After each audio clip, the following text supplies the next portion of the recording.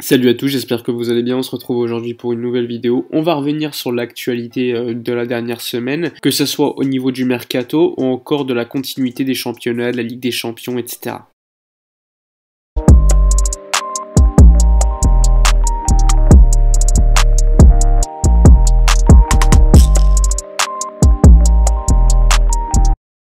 Bon, on va commencer Du coup, comme vous le savez tous, l'UEFA la semaine dernière avait communiqué un rendez-vous avec toutes les fédérations du monde entier pour mardi en visioconférence. Ces derniers jours, il y a eu des informations qui sont sorties disant que l'UEFA pensait à repousser l'Euro 2020 à décembre, ou peut-être en 2021 lors de l'été, mais là ça va être compliqué puisqu'il y a la FIFA en 2021 qui va organiser la Coupe du Monde des clubs et elle a déjà vendu la compétition à la Chine. Et cette Coupe du Monde des clubs, elle va rapporter énormément d'argent aux clubs ou encore à la FIFA. C'est une nouvelle version de la Coupe du Monde des clubs, c'est plus la même qu'auparavant avec les meilleurs de chaque continent, enfin les derniers gagnants de Ligue des Champions.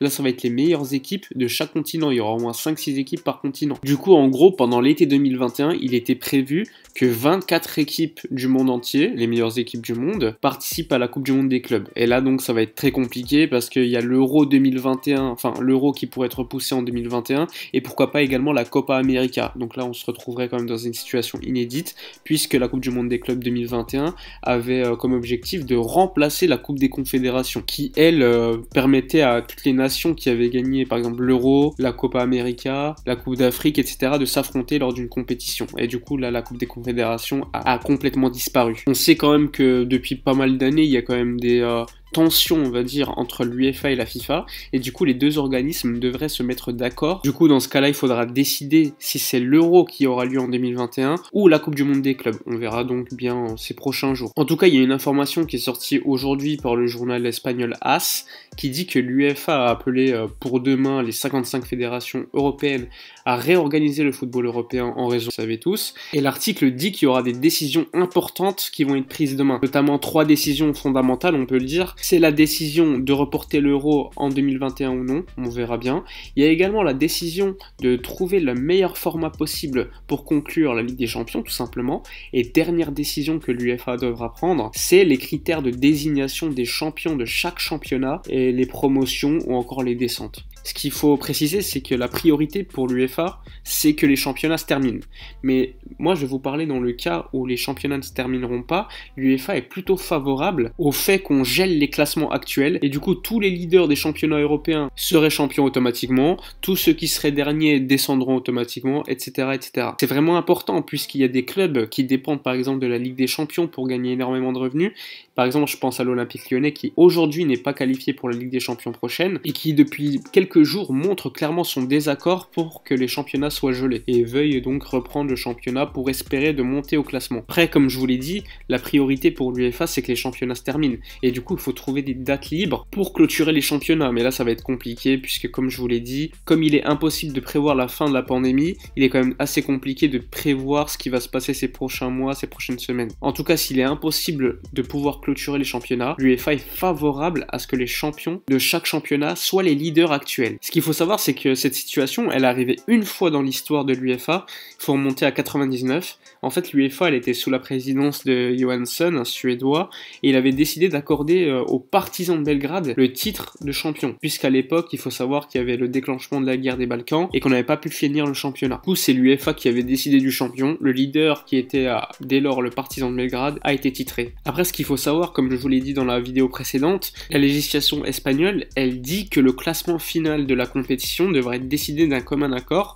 entre la Liga et la fédération, et qu'en cas de désaccord entre les deux organisations, ce serait le président de la fédération espagnole qui désignerait le champion, donc Luis Rubiales qui est actuellement le patron de la fédération espagnole. En tout cas, si l'UEFA communique aux fédérations que si le championnat est impossible à reprendre, que les leaders actuels soient champions, à mon avis, Luis Rubiales et Javier Tebas, qui est le patron de la Liga, n'iront pas à l'encontre de l'UEFA et décideront que le champion d'Espagne est le FC Barcelone. Puis comme je vous l'ai dit dans la vidéo précédente, le Barça était leader à la mi-saison, donc lors de la fin de la journée 19, et également actuellement. Donc à mon avis, il n'y a pas de doute, le Barça serait champion en cas de suspension du championnat définitivement. Bon, après, il faudra évidemment qu'on attende demain la réunion de l'UEFA pour savoir ce qu'il en est actuellement, puisque c'est vraiment surtout des suppositions aujourd'hui. Là, ce que je vous disais, c'est une info du journal AS, mais bon, on n'est pas garanti que ça soit vrai, donc il faudra attendre demain. Bref, on va parler d'autre chose, on va parler de Luis Suarez. Selon Radio Catalunya, a vite guéri de sa blessure au genou, puisque normalement,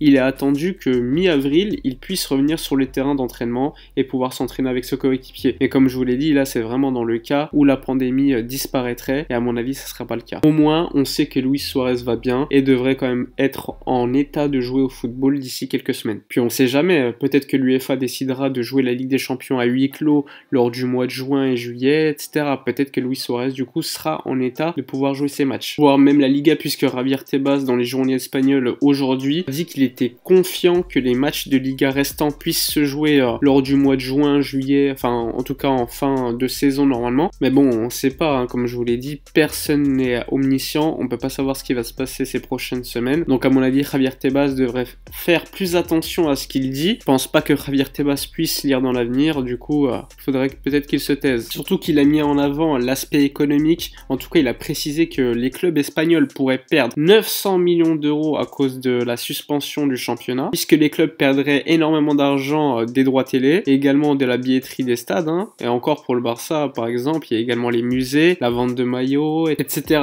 C'était donc pour ça que Javier Tebas lui était plutôt pour que le championnat se termine au mois de juin-juillet. Du coup, en attendant la suite des événements, le Barça s'est quand même organisé auprès des joueurs, hein. Le club a mis en place un plan spécifique de travail individualisé pour chaque joueur. Ce qu'il faut savoir également, c'est que les préparateurs physiques sont en contact constant avec les joueurs, et du coup les préparateurs physiques mettent en œuvre des exercices qui sont adaptés au matériel que les joueurs ont chez eux. En plus de cela, il y a un plan de nutrition, enfin les joueurs doivent suivre la nutrition qui est donnée par les entraîneurs pour pouvoir garder la forme. Après moi je me pose la question, vous allez peut-être me répondre dans les commentaires, si on reprend le championnat par exemple au mois de mai, au mois de juin, on est tous d'accord pour dire que les joueurs n'auront pas le niveau physique qu'ils ont normalement à cette période de la saison, et encore pour le Barça on pourrait en parler énormément, hein, avec Valverde qui n'a pas fait de pré-saison. On remarquait ces dernières semaines que les joueurs étaient cramés, surtout qu'on n'avait pas un effectif pléthorique. Et du coup, moi je vous demande, est-ce que ce serait intelligent de reprendre le championnat alors que les joueurs n'auront pas de préparation optimale pour être bons physiquement? Il y a des risques des blessures, ils auront vraisemblablement pas énormément de vacances puisque le championnat normalement il doit reprendre au mois d'août. D'ailleurs, il y a le syndicat des joueurs, le FIFPro, qui en a parlé dernièrement en disant que les joueurs devaient avoir des vacances, et du coup ça va être quand même un sacré bordel à gérer tout ça. Surtout que de l'autre côté, il y a quand même l'aspect économique pour les clubs qui est important. Oui, l'aspect sanitaire est le plus important pour moi, hein, mais à mon avis, si on se met à l'échelle des clubs, croyez-moi qu'un Jean-Michel Aulas ou un autre président va penser à l'économie du club en priorité. Donc il y a quand même pas mal d'aspects à gérer en même temps.